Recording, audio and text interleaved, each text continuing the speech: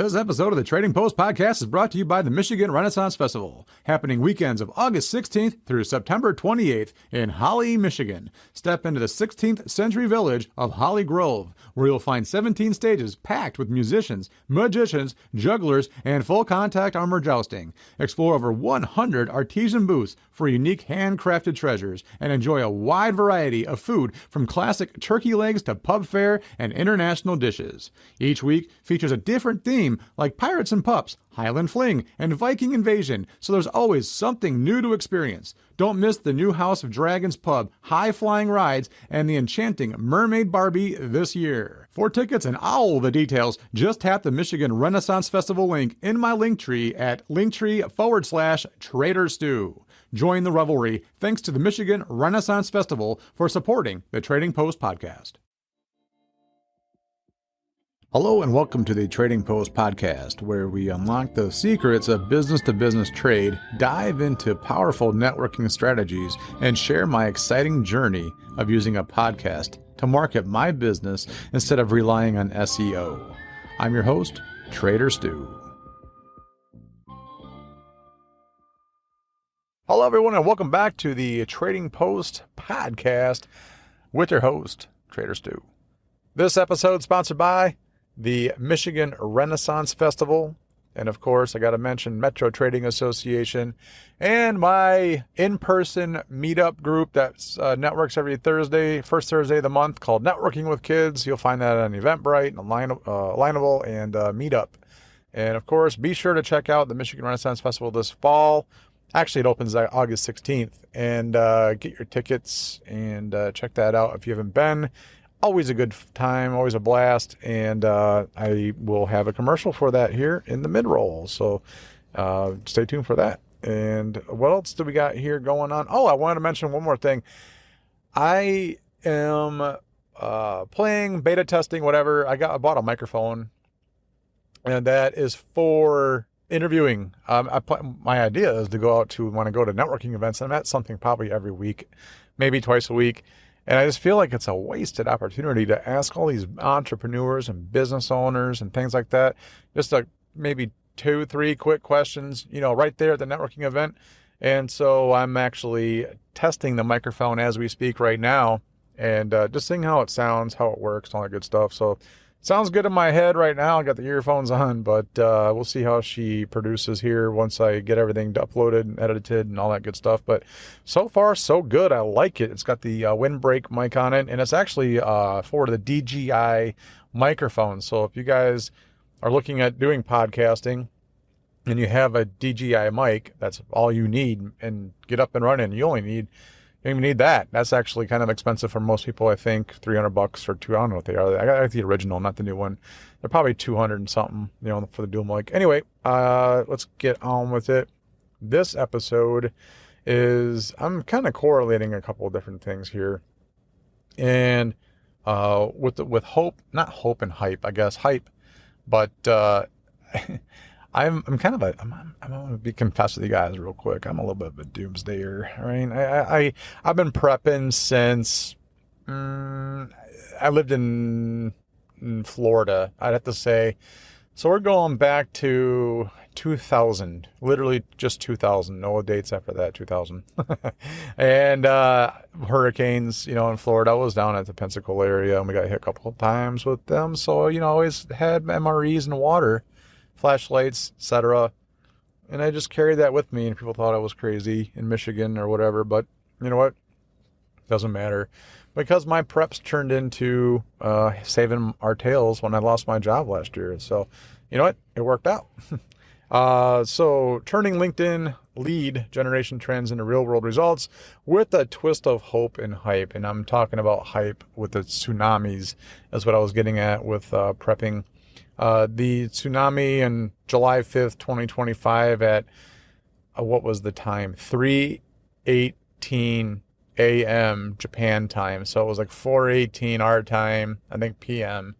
July 4th, there was supposed to be that lady predicted it. I'll get into it later, but it didn't happen. Anyway, we're going to talk about all that good stuff. So the state of LinkedIn and lead generation, I want to get into that real quick, because I have been striking out on this LinkedIn game, man. I do the one post a day. I I comment, I repost, I post. I think I do get some traffic on LinkedIn anyways with the podcast here because I get a spike in listeners when I upload it to there. So it does work for podcasting, and I think that's my problem is that for the main line of business, that bread and butter that feeds me and the kids and the wife is Metro Trading Association, and it's just too niche down. I'm too regional for LinkedIn. I think LinkedIn's great for businesses that are national, maybe even international. But for someone who's just trying to drum up some business in like the Metro Detroit area, I think it's an overshoot, which is why I think Alignable does so well for me, because that is literally geared to be like a local local social media, business to business, I guess business to consumer, though I'm not sure how the consumer thing would work. I guess if I'm on there and I get a cleaning service, I guess I'm now and it's for my home, I guess I'm a consumer, but really if you check out Alignable, it's business to business is what it's kind of geared for. Anyway, this is saying that LinkedIn is king for business to business leads, with over 80% of B2B leads now originate from LinkedIn, making it the single most powerful platform for business networking and sales. Like I said, I've tried it, and I've also even tried the Sales Navigator, and the Sales Navigator thing didn't really work for me. I tried it for a month, the free trial. I got no leads from it, no traffic, nothing more that I didn't already get going from the, free LinkedIn version. Anyway, maybe I didn't use it right. Maybe I didn't put enough time and effort into it. Maybe I didn't commit to it enough. I don't know. But I think that something like that shouldn't be so hands-on-y either. I think it should be somewhat automated, set it up, do your couple posts, do a couple emails. I don't know. Like I said, maybe I was just too niche down. But the average B2B buyer does more than half of their research online before talking to a salesperson, meaning your LinkedIn presence is your first impression. What's funny is that I had a LinkedIn profile set up back from my ADT days, and I really wish I didn't delete that thing. I probably could call them and be like, or message them. No one answers the phone anymore these days, and say, hey, I'd like to reinstate. I had tons of people on there, man. And my other job I had before I got back with Metro Trading is that I deleted everything. I even threw away my jacket from Metro Trading, so I was like, I'm going to be here for the rest of my life. I don't need this no more. I don't need a LinkedIn profile. I'm not going to go nowhere. I'm not searching for a job. I'm not trying to generate leads, So goodbye. Got rid of it. Facebook gone. Deleted that. Deleted all my YouTube videos, my YouTube channel. I actually ticked somebody off one time because he lost something that I did for him and got paid for. It was a video editing thing that we did, and I had it on my channel. I deleted it, of course, when the channel left, and I think I got it off the computer too, because it had been years. And he was like, hey, do you still have that video you did for me back at Cabbage Patch Saloon? I said, no, man, like that was 3 years ago, dude. He's like, well, what am I supposed to do now? I'm like, well, I don't know. It's not my problem anymore. You have the thumbnail. And then he got back. He just was too lazy to look for his thumb drive. My God, thumbnail. And he found his thumb drive and all as well. But that just goes to show that people would rather look for the digital version rather than the, physical format. Anyway. So there's 5 cutting edge strategies for 2025 to look at for your lead generation. That's intent-based prospecting, using AI to track behaviors like content engagement, website visits. Companies sees 30% higher conversion rates. So I'm going to confess something here. Yes, I used AI today to build this script. Yes, I did. I went to, I tried doing my old way of YouTube, where you go to Google Analytics, Google Trends. That's what it was, Google Trends. And you can search for your topic, right? And then it shows how many people, there's like a breakout. If it spikes, there's trending or ascending or descending, whatever it's called. The unfortunate thing with podcasts is that there is no one search tool that you can find for who's searching for what on podcasts, right? So today was a wild card for me. I was just like, you know what? What's happening out there in the world today? There's supposed to be a tsunami. There's AI issues going on when the jobs are going away. World War III, right? What's happening out there? So I actually used Perplexity's AI, and I used that to say, hey, what's going on out there? What's happening on Alignable and LinkedIn, and what are people talking about on Reddit and whatever, right? And it just generated this this topic for me to come up with, or not. I didn't come up with it, AI did, and just to chat about. And I summarized it and all that good stuff, right? So, and here I am talking in your ear about it because I'm saving you the time from having to do your own research, and here you are in the car or whatever listening to it. So, what else? Optimized LinkedIn profiles. Yes. Profiles of professional photos and clear headlines received 21 times more views and 9 times more connection requests. I should really update my profile photo. I don't even know what it is. It's old. And the headline, I don't know. I'll look into it. Like I said, kind of lost faith in LinkedIn. But with that being said, again, fourth wall break, it's great for my podcast, for this podcast. The Trading Post gets traction on LinkedIn, honest to God. I get zero on trying to find businesses that would like to join Metro Trading to, trade and barter. But, but here's a caveat. So the Trading Post podcast is talking about, B2B leads, generation of leads, whatever, networking, and how to increase sales, which is trade and barter. And then, of course, I'm talking to you about the pros and cons, or whatever you want to call it, the trials and tribulations of using a podcast for networking or for business building. Anyway, this was supposed to be a trending thing, and no one's doing it. It's because it's like a lot of time investment, right? Using a podcast to build a brand image or whatever and to promote your business is a lot. And so, so that's what we're doing anyways. Then what else we got? Advanced LinkedIn tools. Sales Navigator users report a 15% higher win rate. Will lead generation forms boost lead capture efficiency by 50% or more. Again, I'm not going to even talk about that. This is just a statistic, but I don't have anything good to say about Sales Navigator. So on we go to the fourth one. Content-driven engagement. Sharing valuable posts, articles, and especially video content increases engagement and conversions by at least 50%.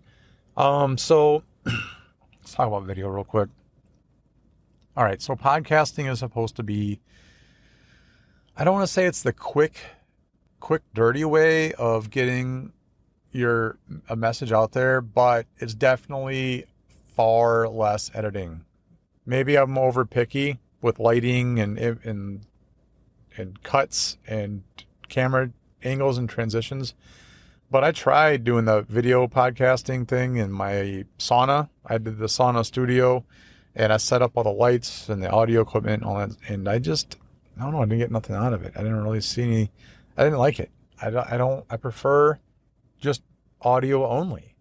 And to be fair, anymore, I think video is actually kind of dying again. I think we're on a trend of going back in time to the radio days. My son has a Tony. It's called a Tony. It's a square box, if you don't know what they are. And you get these little figurines. And you put these magnetic figurines on top of the box. And it tells you a story, or it tells you if it's about sea life, it tells you all about octopus and sharks and how they hunt and how they, whatever. It tells you all this stuff. It's a story of education. There's even songs. There's whatever. There's Disney stuff. There's you can record your voice of recording telling us a story. So it's great for people who are on the road. You can read your kids a bedtime story, and then they can hear it while you're gone, and then play it back. Very cool. There's no video. It's just audio. It's to help the kid to go to sleep. Get off the screen time. Everyone's getting away from screen time. And I've mentioned it before, but when I follow this, like I said, I'm a doomsdayer, the Prepper News guy and Canadian Prepper, I'll do the share and copy the link into Perplexity, and I'll just say Cliff Notes or synopsis of, and then Control V, right? Control paste the link, hit enter, and it takes an hour and 5 minute long video, which is basically a podcast because he's just sitting in front of a monitor, or he's even in his car with a video, like a camera on the dash, and he's reading his script, and it's an hour long or whatever, or more or less, just whatever. But I can read his entire spiel, Cliff Note version, summarized up for me within, several paragraphs. Or I can even have it bullet pointed. I'll say, okay, great. If it's a long, like, transcript, I'll say, convert into bullet points. Done. And it's gone. I don't waste hours. I did this morning, to be fair, because this weekend was so hot. I tried putting up a bat house, and I sweat my butt off, dude. So I had nothing left in me, no juice this morning. But usually I'll just read a couple of YouTube videos I'm into in Perplexity, and then I'll go out in the garage, I'll tinker or do whatever. Go to the, I need to start working out, but whatever. It saves me a ton of time, as I'm getting at. So we're going back to reading and audio and like radio days. I won't be surprised if they modernize like the family radio. How cool would that be? Remember the old school tube radios that were like a piece of furniture made out of like carved wood with that one speaker on it and the dials? I can totally see them converting something like that into like, you can put Tonys on it, or they get satellite radio, AM, FM. I think AM's gone. Who listens to AM anymore? My grandpa did listen to baseball games, and it was always annoying. Always, the feedback and the static was just always terrible. Or, I don't know, whatever. CBs, right? HF radios, maybe? I don't know. But I think we're getting to the point in time to where video is now too slow for us to keep our attention spans. So it takes too long. It's a long, drawn-out process to tell a story. And anymore, all the videos are on YouTube is just telling a story, or they're reading a script, or it's an AI reading a script. I can read whatever you're talking about in a minute for your hour, right? So I'm sticking with podcasting. I'm only going to do audio only. I'm not going to worry about these people on LinkedIn that are trying to get me into, hey, and why don't you advertise your podcast with video TikToks? Because, man, for one, you want to charge me money for it. It's kind of like gold. I liken podcasting and social media and trying to get like social media wealthy off of chasing gold. Remember the Wild Wild West was like, come on up to California, it's a gold rush, and you'll strike it rich and you'll make millions, right? People went by the droves. And like, you never hear, I don't know who got all the gold, but I do know who got rich off of the people getting the gold. And those were the people selling the shovels and pickaxes, right? Or the camping gear, or the tents and the food and whatever, right? They're the ones who made the money, not the fools out there trying to make it rich. Not saying they're fools, but fool's gold, because a fraction of 1% found enough gold to make it worth their while and pay the bills. Anyway, what else we got? AI-powered personalization is the number 5. So let me turn the page here. Like I said, I'm literally just printed this out. And so AI tailors the messaging and content, making outreach more relevant and boosting engagement. All right. The rise of video and on-the-go interviews. Video content, especially live and short form, dominates engagement on LinkedIn. Live video gets 24 times more engagement than static posts. Well, yeah, because it catches your eye, and if it looks like a funny thing, you're going to click on it. See, this is what I want to do right here. Use your DJI mic to capture authentic, in-the-moment interviews at networking events. Yeah, adding human touch, of course. That's what I'm saying. The reality versus projections, learning from missed tsunamis. The powers and pitfalls of business forecasts. Every business makes projections, sales growth, market trends, but reality often diverges, sometimes dramatically. Compare your plan to actual results is essential. It reviews what's working and what's not and where to pivot.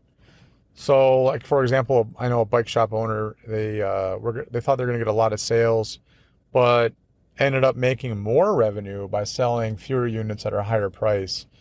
So, it's easier to have a better brand or better bike and sell less for more than it is to sell more bikes for less. So the hopeful trends and hype cycles. In business, we often chase the next big thing. So there's AI, new platforms, viral trends, sometimes with tsunami level expectations. But just like the much hyped July 5th tsunami prediction by Baba Vinga, which is Arayo Tatutski, I can't pronounce her name, but that didn't happen, and not every forecasted event or trend materializes. And they gave a big lead up to it. 1,047 tremors this week alone in Japan, and I was even kind of smart. I was like, how many do they average anyways? Like, if 1,000 is a lot, what's the average? I was like 20. So, okay, they were way higher. But how often do they go above trend? I don't know. I think I'm so exhausted with just news anymore. I actually tried deleting YouTube. I had it off my phone for, I think, a whole day. Then I was spent 3.5 hours in the Xfinity store trying to upgrade our phones, and had a toddler with us. And guess what? I had to get back on my phone to keep busy while I talked business, because I could not keep this kid, quiet enough to play with his cars and not make siren noises while I'm trying to overtalk him to the guy at Xfinity.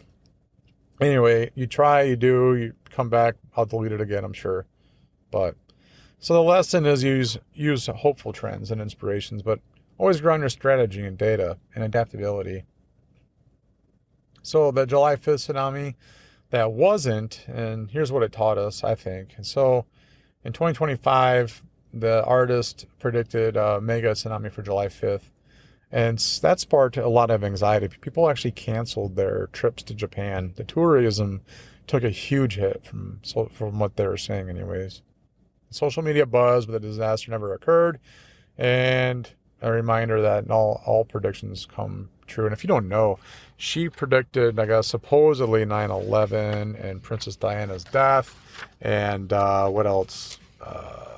COVID. A couple other things. But it's easy to say they predicted something after the fact, right? So here's the parallel. Just as a business must prepare for worst case scenarios, they already got prepared for the non-event. That doesn't happen when the big prediction doesn't arrive. And you hear about that all the time, right? Oh, we're expecting this huge big Christmas rush.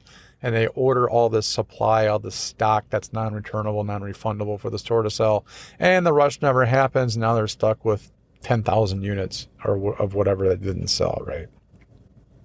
That actually happened with, what was that? I wanted to get that mobile smoker from a Master Grill, whatever they are, and you can buy it. Lowe's had them on sale for like, I think $100, and they were like a $400 unit. Anyway, so overreacting to hype can waste resources, ignoring real trends, and leave you behind.